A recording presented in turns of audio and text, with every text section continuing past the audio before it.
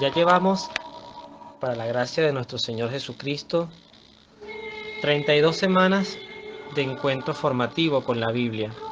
Formación tanto para ustedes como para mí, que acompaña este proceso y que sirve como un motivador para profundizar, escudriñar, conocer y disfrutar muchos elementos de la Biblia que van más allá del saber que Dios nos salva, que Dios nos juzga, que Dios es amor, y también tener un contexto bien amplio de que la Biblia es más que los evangelios, pero que por supuesto los evangelios contienen el centro de todo lo que ella nos desea expresar. Toda la palabra confluye en Cristo, quien a su vez es palabra viva, es el verbo hecho carne. Hoy me van a permitir lo que se conoce en la genética como un salto atrás, pero es un salto atrás leve, muy pequeño. La semana pasada hicimos una alusión a Sansón, uno de los jueces del libro de los jueces, valga la redundancia, y conocimos un poco de su historia y sobre todo el origen de su fuerza. Y la hacíamos en contraste o en comparación con San Juan el Bautista, aquel que preparó el camino, allanó el camino para nuestro Señor Jesucristo. Como ya lo saben, todos nuestros encuentros están debidamente cargados en mismo orden en nuestro canal de YouTube y este no será la excepción. Pero hoy vamos a hacer un salto atrás muy leve de un capítulo, es el capítulo 11 del Evangelio, perdón, del libro de los jueces, donde vamos a conocer la historia de un personaje bíblico muy importante, pero muy, así como muchos otros, muy superfluo, pero cuya experiencia, cuya anécdota no podemos dejar por fuera. Y fue el caso de Jefté. Jefté, lo vamos a ver en el capítulo 11, versículos del 29 al 40, no aparece solo en esta historia, aparece con su hija.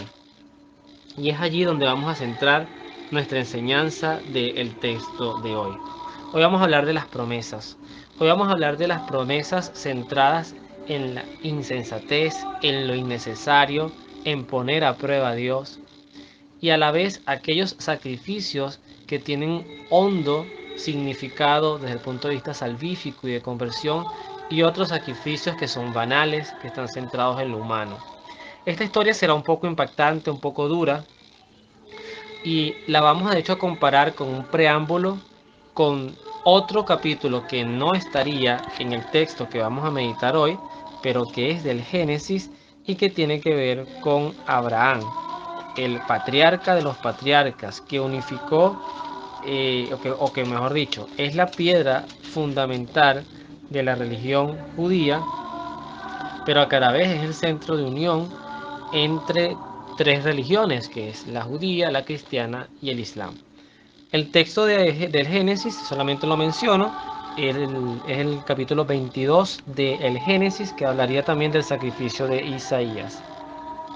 Vamos a comenzar con Jefté, vamos a conocer su historia y vamos a ver de qué se trata nuestra enseñanza de hoy. Dice el texto: el Espíritu de Dios fue sobre Jefté, recorrió Galaad y Manasés, pasó por Mizpá y Galaad y luego entró al territorio de los amonitas. Jefté hizo el siguiente voto a Yahvé. Presten mucha atención, por favor. Si me das la victoria, te sacrificaré el primero de los míos que salga de mi casa a mi encuentro cuando vuelva del combate. Este será para Yahvé y te lo sacrificaré por fuego.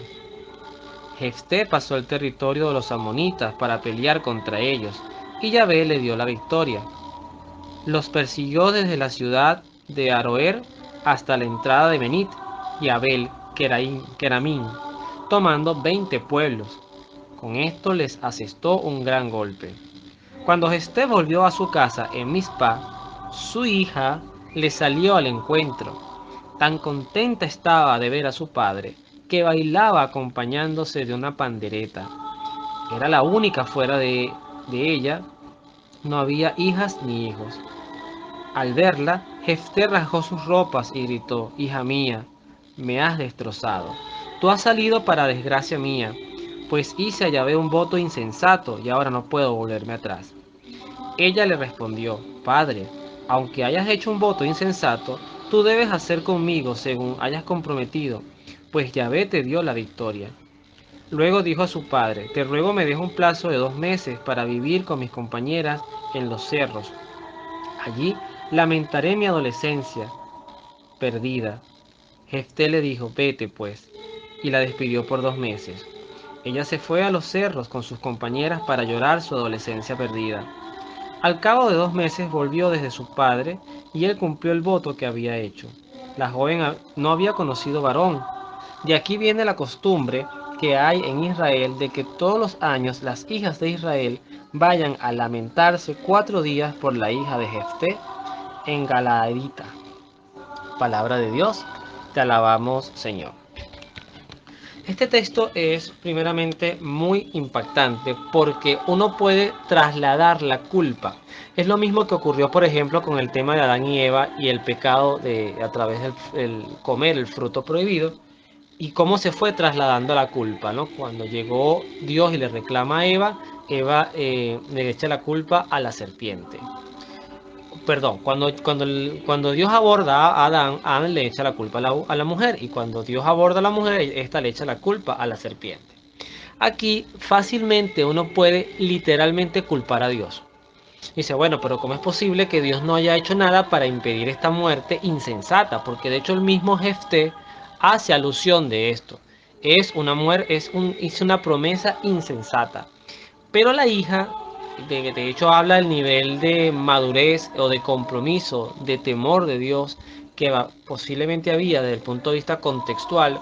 No olvidemos que en la religión judía, algo que era sin duda incuestionable era que Dios había que cumplirle sus promesas, porque Dios castigaba y Dios hacía que las cosas se midieran a razón de las conductas. Si la persona se enfermaba, era una maldición de Dios. Si la mujer era estéril, era una maldición de Dios. Si el hombre era estéril, era una maldición de Dios. Si perdía un territorio y me mataban toda la población, era porque habíamos pecado. Esa era la lectura de estos pueblos. Entonces la hija, a razón de su contexto social, le dice al papá: lo que hayas prometido tienes que cumplirlo, porque Dios cumplió la promesa. Ahora, vean ustedes que entre Jefté y Dios lo que hay es un monólogo. O sea, Dios nunca le dice a Jefté: sacrifícame una hija para ayudarte a la victoria.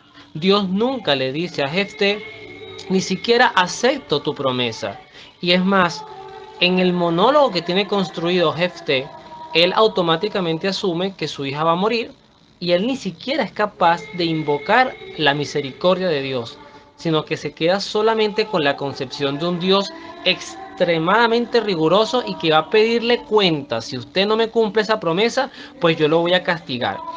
En ese sentido, yo hago la comparación, o voy a hacer la primera comparación, con el texto de Abraham que les dije del Génesis, del capítulo 22. Porque el texto de Abraham es totalmente distinto, aunque las consecuencias presumiblemente eran las mismas. Dios le sugiere a Abraham, aunque esto también tiene otra connotación histórica, pero vamos a tratar de literalizar el texto. Dios le dice a Abraham que ese hijo único que tanto le costó tener, se lo entregara en sacrificio. Abraham, sin titubear, se lo está mandando Dios, va y se lleva a Isaac al monte para el sacrificio. Y cuando está presto a matarlo, para ofrecerlo en holocausto a Dios, un ángel toma su mano y le dice: detente, Abraham, porque has demostrado que tienes temor y obediencia a Dios. Por eso te prometo, Dios te promete que multiplicará tus descendencias como las estrellas del cielo. O sea, se ratifica la promesa de la descendencia de Abraham. En esta línea sí aparece un Dios que pone a prueba, el primer mandamiento de la ley. Aunque para este momento no estaba escrito, pero para los tiempos de Jefté sí: amarás a Dios sobre todas las cosas. O sea, Abraham amaba a su hijo, sin duda, pero si Dios le pedía algo, era capaz hasta sacrificar a su hijo por satisfacer el deseo de Dios. Dios esto lo utiliza como una medición. A mí este texto, más que verlo como el Dios que propone la muerte de Isaac, es el Dios que salva a Isaac.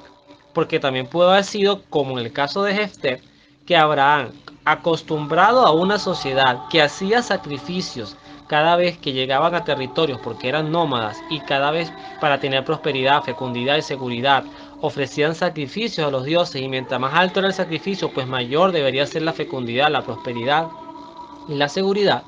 Abraham, en esa línea, recordemos que Abraham hace una migración muy importante en la tierra de Canaán, y él va interiorizando que para garantizarle a su pueblo estos elementos que ya mencioné, había que sacrificar a Isaac. Esa es una lectura y Dios salva a Isaac. En el caso de Jefté es totalmente distinto, porque vemos un monólogo, y es sobre esos monólogos que yo me quiero detener. Porque muchas veces nosotros, y a mí me pasó muchísimo, recuerdo sobre todo en mis periodos estudiantiles universitarios, que yo a Dios le hacía promesas de todo tipo, o sea, podría ser una lista muy larga, de promesas que yo hacía para pasar un examen, para poder tener recursos económicos, para conseguir un trabajo, para superar un tema de salud, para que alguien se curara. Y yo hacía promesas y promesas y promesas. Muchas veces se lograba las cosas que pedía, como en el caso de Jefté, y muchísimas veces yo dejé de cumplir mis promesas. Porque prometía desde la necesidad, desde el requerimiento, desde la angustia. Jefté hizo un pacto con Dios, un monólogo, desde su necesidad, desde su deseo de victoria, desde su orgullo, desde su ego, y no midió las consecuencias de ese sacrificio, que fue sin duda una promesa insensata, porque el mismo valor tendría a que haya salido un criado de la época, que haya salido su suegra, a que haya salido su hija. Era el mismo valor, porque es un ser humano. Y por eso con la vida de los seres humanos nosotros no podemos jugar. Nosotros no podemos disponer la vida de seres humanos, indiferentemente del peso que tenga o del valor que para nosotros tenga ante la mirada de Dios. La vida solo pertenece a Dios. Y es allí donde voy a hacer el vínculo final con el Evangelio de San Juan. Un evangelio hermosísimo porque también aparece la figura del sacrificio. Cuando Jesús en el capítulo 3, versículos 16 al 18, tiene bueno, el capítulo 3 completo es imperdible porque es un diálogo profundísimo, sumamente teológico, con uno de los sacerdotes del templo llamado Nicodemo. Es aquí donde aparece la figura de Jesús que habla algo que en ese momento no se comprendería, pero que en la cruz lo entenderíamos perfectamente, posterior a esta explicación. Aquí hablamos de un sacrificio voluntario, pero vean ustedes el nivel del sacrificio. Dice Jesús en este texto: así amó Dios al mundo, que le dio a su Hijo único, para que quien crea en Él no se pierda, sino que tenga vida eterna. Dios no envió al Hijo al mundo para condenar al mundo, sino para que se salve. Gracias a Él. Para quien cree en Él no hay juicio, en cambio, el que no cree ya está condenado, por el hecho de no creer en el nombre del Hijo del único Dios. Palabra del Señor, gloria a ti, Señor Jesús. Voy a detenerme acá en varios elementos. Lo primero, a veces no meditamos mucho en eso. Hay personas que piensan que Jesucristo vino al mundo a morir en la cruz. Y en realidad el sentido de su misión no es ese. Y voy a remasterizar lo que quiero decir. La cruz fue una consecuencia de la misión de Jesucristo. Jesucristo pudo haber muerto en la hoguera, decapitado, quemado. Bueno, eso se refiere a la hoguera, perdón, en el Coliseo devorado por leones o animales salvajes, que también era de mucho disfrute para los romanos, o pudo haber muerto como morían criminales, de hecho como murió Jesucristo, en la cruz, humillado, abandonado. Pero eso fue consecuencia de su misión. Luis, entonces, ¿cuál es la misión de Jesucristo? La entendemos en dos caminos fundamentales. Primero, Jesucristo al hacerse hombre, al humanarse, el Dios hecho hombre, literalmente se humilla, se rebaja, si se aplica el término, de su condición divina a su condición humana. Y yo siempre lo escuché una vez, me pareció muy gráfico. Es como que un ser humano, para salvar a la comunidad de hormigas, se haga hormiga. Para salvar a una colmena o a un nido, no recuerdo exactamente el nombre, pero el aspecto fundamental es ese aspecto: yo perder mi condición humana para hacerme condición animal, hormiga, insecto. Pero Jesucristo no lo ve desde el punto de vista así, pero ya allí hay un sacrificio implícito, porque es someterte a las limitaciones humanas, a las necesidades humanas, a las tentaciones humanas. Por eso es que Jesucristo es un gran líder, porque Él lo que exige lo vive. Y por eso es que Dios, a partir de ese sacrificio, entonces viene la gran misión de Jesucristo, dividida, insisto, en dos partes. Primera, la primera de estas partes: vencer el pecado. Para vencer el pecado había que vivir, y vivir prolongadamente.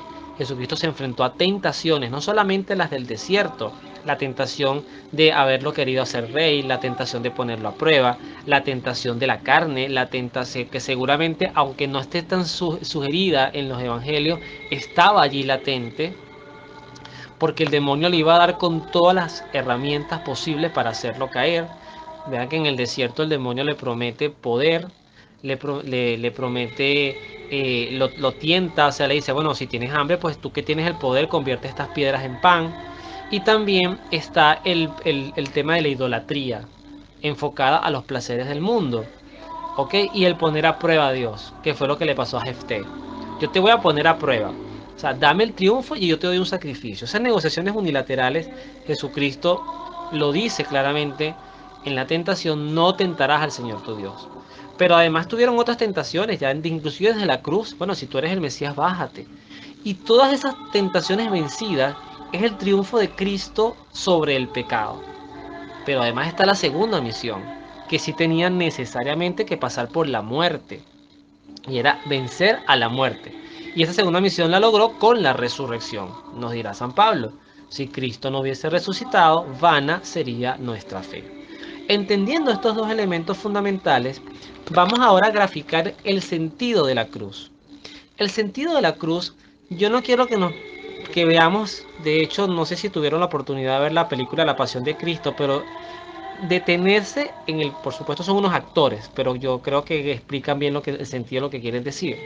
El disfrute de estos soldados cuando estaban castigando a Cristo con látigos, con palos, con coronas de espinas, escupiéndole, el disfrute de la burla, del sadismo, que muchas veces lamentablemente hemos visto en Venezuela a través de funcionarios que están llamados a proteger la ley, pero también pasa en muchos otros países, desarrollados o subdesarrollados, o no tan desarrollado, nos da una muestra importante de la consecuencia del pecado.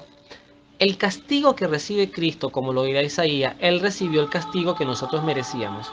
No es que Dios disfrutaba o decía, bueno, tú estás llevando el castigo que merecen estos impíos humanos. No. Pero sí explica, o sea, deja un contexto visual bien claro de cuál es la consecuencia de tu pecado y del mío. El pecado nos desfigura, el pecado nos aleja de Dios, el pecado deforma nuestra esencia espiritual, mancha el alma. Y es allí donde la imagen de un Cristo desfigurado explica en cierta forma el costo de reparar la magnitud del pecado. Cristo con su cuerpo deja más gráficamente el elemento, tanto amó Dios al mundo que entregó a su único hijo. O sea, a través de él ustedes van a ser salvados. Pero eso le costó a Jesucristo no solamente una muerte en la cruz, le costó desgarrar su piel, le costó ser burlado, le costó ser abandonado, experimentar la soledad y hasta el abandono de su padre en el huerto de Getsemaní. Pero el sacrificio de Cristo es un sacrificio voluntario. Y aquí quiero ver los tres elementos que traje a colación. La hija de Jefté es sacrificada en contra de su voluntad, pero en obediencia a la promesa insensata de su padre. Isaac es llevado a un sacrificio sin saber a dónde iba, porque él iba a acompañar un sacrificio que iba a hacer su papá, hasta que él se da cuenta que el cordero que iban a sacrificar era el mismo. Tampoco opone resistencia. Aquí vemos un poquito la figura de la hija de Jefté con Isaac. Isaac no opone resistencia.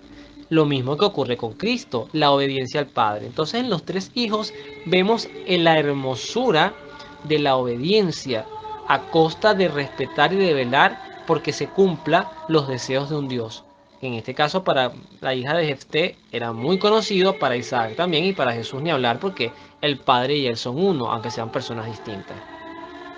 Ahora vamos a ver la figura de los padres. Un Abraham dispuesto a entregarlo todo por Dios. Todo, hasta su propio hijo. Un Jefté insensato que a razón de buscar su victoria no se expone a él al sacrificio, sino que expone a seres queridos. Eso es una gran irresponsabilidad. Dar promesas, prometer por otros. Eso es una gran irresponsabilidad. Dios no quiere eso, porque eso es una suerte de esclavitud espiritual. Dios no necesita que le estemos prometiendo cosas, y eso es lo que a veces pasa con las religiones sincréticas o con el sincretismo, que entonces nos hacemos una suerte de deidades donde hay que hacerles promesas, colocarse collares, hacer sacrificios, porque es que si no me castigan, Dios no cae en estas tonterías.